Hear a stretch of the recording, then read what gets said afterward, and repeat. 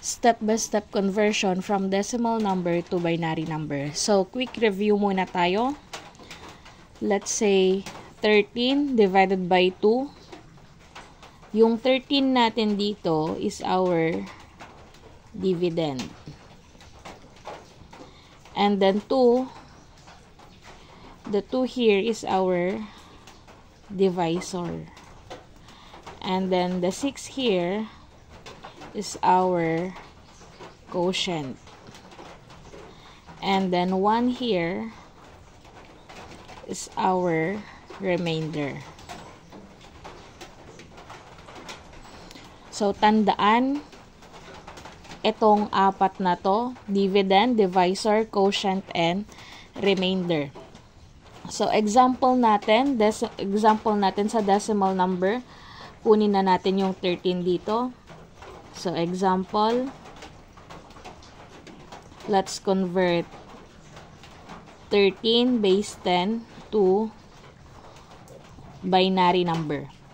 So, kunin natin yung given, which is yung 13, divide natin siya sa 2, which is constant when we are converting decimal number to binary number.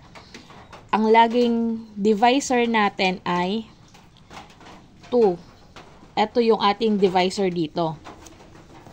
Ito naman yung ating dividend. So, 13 divided by 2. Quotient natin, lagay natin dyan. 13 divided by 2 is 6.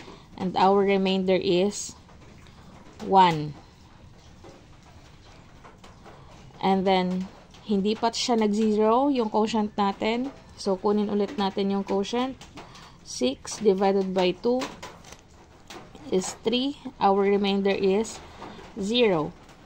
Hindi pa nag-0 yung ating quotient. Ulitin ulit natin yung process. So, 3 divided by 2 is 1. And our remainder is 1. And then, tuloy lang tayo. 1 divided by 2, 0. Our remainder is 1. So, nag-0 na yung ating quotient. Stop na tayo dyan. Kasi kahit anong gawin natin, hindi na, or 0 pa rin yung lalabas. Paulit-ulit na 0 pa rin yung lalabas. Or magiging undefined na siya. Or hindi siya undefined, pero 0 pa rin yung lalabas na answer. So, paano kukunin yung value or equivalent value ng ating 13? Kukunin natin itong ating remainder.